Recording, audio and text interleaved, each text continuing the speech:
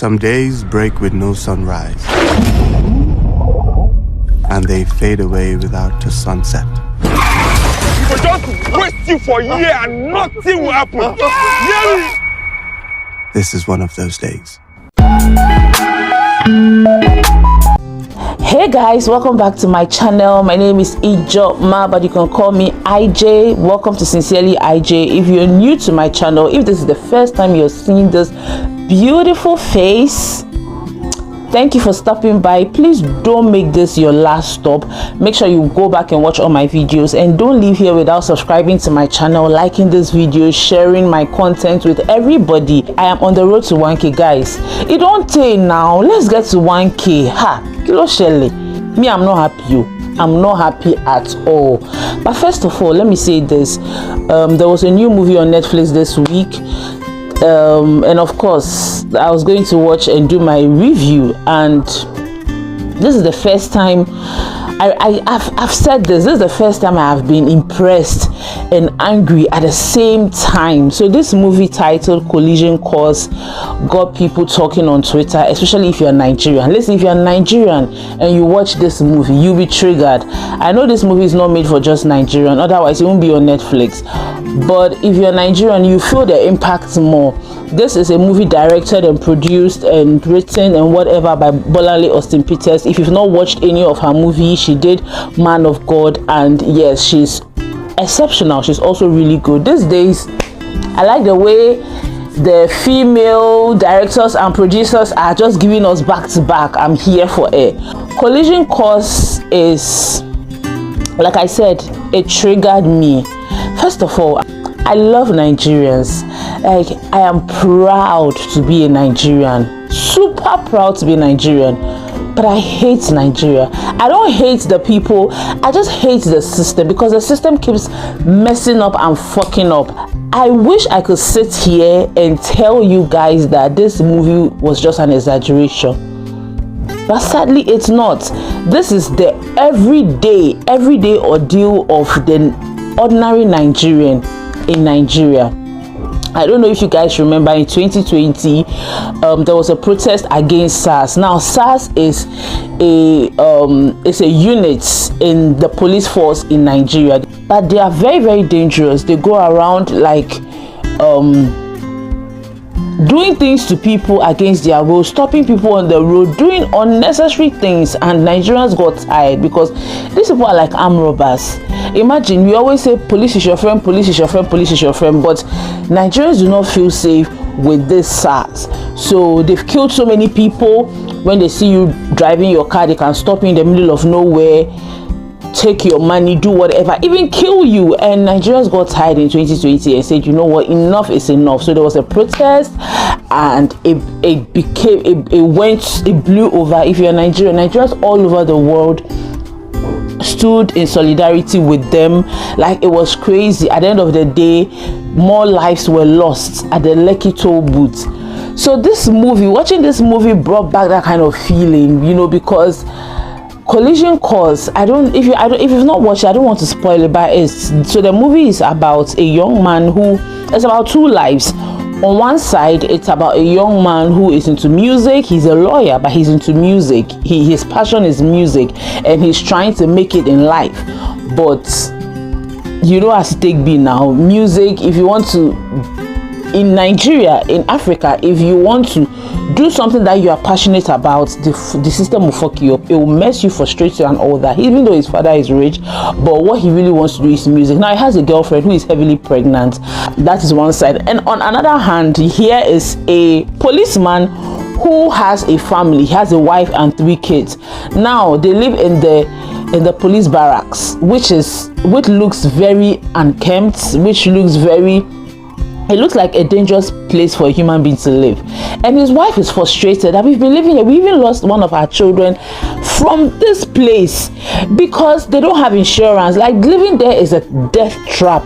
And one day his wife got angry and was like, you know, I'm leaving you. I can't do this anymore. He's not even paid the proper marriage rights. And he's a police officer. He works for the government, but he's not paid enough. Like, that is, I think this movie just exposed the shameful and the I don't know, it just exposed the shameful part of the system, and it is crazy. He's trying to look for ways to make money, so he told his wife that he's going to join TARS, which is like SARS, but because of the movie, so they said TARS. And these TARS are people, they are like, I already explained in the beginning that SARS is a unit of the police force, but they are more dangerous, and in the movie they are seen killing people, extorting people, you know, for their hard-earned money and everything. So whilst on, you know, the checkpoints, his wife calls him and tells him that, you know, I can't do this anymore. I've left with the kids to my father's house. I'm not coming back because I've been living like this for 10 years. I can't do this anymore. So he gets angry. So now there's a scene where the musician, played by Daniel Effiong, by the way, great, amazing performance. This guy is, he blew my mind. They were coming back from a club where he had gone to, you know, perform, and he was cheated out of the agreement. So they were already angry, him and his girlfriend and their friend, and they were on their way coming. So they get to this police barrack. Is this frustrated police officer who wants to extort his money because he just received a call from his wife that she's left. So he's like, okay, get down, give me your paper. So Etim Effiong is like, why should I give you money? Listen, the thing that annoyed me in this movie is the entitlement. Like I said, I wish I could say this is an exaggeration, but this is the everyday ordeal of Africans, especially Nigerians. The entitlement, it is crazy. So because I will not give you money for doing your job, now you get angry and you want to arrest me. I think this also happens here in Ghana. Because his girlfriend is heavily pregnant, so he has to look for a cab. Like, he tells his friend to take his girlfriend home because she's heavily pregnant, so that he will deal with the police officer alone. So they were going, and the police officer get angry. Sister said, let's go drive. Nonsense. Do you know, I put my life on the line for you people. Okay, nobody forced you to be a police officer. You took an oath to be a police officer. So why are you entitled over somebody's money? Like, it's crazy. If there's one thing this movie taught me, is that I am sorry. I apologize for the many times that I have felt entitled over somebody's money. If I ask people for help and they don't want to help me, I have no right, absolutely no right to be entitled, because at that point you don't know what they are going through. So why would you feel entitled over somebody's hard-earned money? You don't even know his story. Yes, you have your own shit going on, you have your own frustrations, but this is a young man who is also frustrated by the same system that we are all talking about. So, like, honestly, this movie so really annoyed me. The way the police officer was like, I put my life on the line for people. I lost my child. Yes, I'm sorry that you lost your child, but don't feel entitled to somebody's money. Like, it's crazy. And this is not an exaggeration, like I keep saying. This is the ordeal of every day. Yes, Nigerian police officers are not having it easy. They are being cheated out of it. Like, they are not paid well. They are underpaid and they are overworked. I can say same for Ghana, because if they are not underpaid, they will not be, you know, asking for bribe. I know that there's a case of people who are just greedy, that no matter how much you give them, they are still going to ask for bribe. But there are some people who are genuinely going through it. The system is just fucking them up. But it still does not give you the right to be entitled over people's money. Like, it is crazy. Now he ends up killing this man. Killing Daniel Effiong, which by the way was a mistake, because they had talked about it and they realized that Daniel is like, I'm not your enemy, the system is your enemy. You don't have to feel entitled for my hard-earned money. The system is, so we have to come together and fight the system. So now he gets sense. Okay, so now take me back to the police, whatever, where I picked you from, and I don't know, his gun jacked up and he killed him. Now you've killed this person. I know that sometimes frustration can lead us to do certain things, you know, not think straight. He probably wasn't even dead. You could have rushed him to the hospital for all you know, but because of fear, he called TARS. And they came to frame up the whole situation like it was an armed robbery set up. They dragged him to the street, shot at his back so that it would look like he was running away. And can you imagine living with your boyfriend or your husband, and then it could be the last day you see them? I remember during the during the whole protest against SARS in Nigeria, where people were killed and all that, and I was angry. I was so mad, and I was releasing my frustration on my WhatsApp status on Twitter. Somebody had the guts, the effrontery, the audacity to ask me, why are you angry like that? It's not like you are in Nigeria. What the hell? My family is in Nigeria. I have 4 other siblings living in Nigeria. My dad is in Nigeria. I have cousins in Nigeria. So what are you telling me? So I could wake up this morning and get a phone call from my sister and be like, you know what, our brother was killed because SARS killed them. That's how scary it is for Nigerians all over the world. I can't begin to tell you the number of times I have contemplated bringing my family to Nigeria, like let them stay in, bringing them out of Nigeria to Ghana, let them come and stay with me for good. Like, it's crazy. It's crazy. Nigeria is not safe. Nigerians, with the kind of system we have, the fucked up system that we have in Nigeria, and even with that, Nigerians are still able to turn things around and not make that feel like an excuse, and still work their ass off. Nigerians are doing so well, but the system is just fucking them up. I think this movie, as much as it's a trigger, I think it's a good trigger. Like I said, I've never been angry and impressed at the same time. Angry because this is true. Angry because I wish it was an exaggeration. Angry because this is a reality in Nigeria. You could go out and not come back again. You could go out and that could be the last time you see your family and you are dead. That's why I was angry, but impressed because impressed at the direction of the movie, impressed at the production, impressed at the acting, impressed at the scripting, impressed at everything, because they were able to yeah, the movie was short, but I think it needed to be short. It was precise, straight to the point. You feel that, see, even if you're not Nigerian, I'm sure you feel the trigger. Now imagine you're Nigerian. I was so angry. I was so mad. It just reminded me of the lives that were lost at the Lekki toll gate on October 20th. Is it 20th October? Yeah, October 20th, 2020. People lost their lives for nothing because they demanded a better system, because we want to eradicate this useless and demonic SARS. People lost their lives and the government did nothing about it.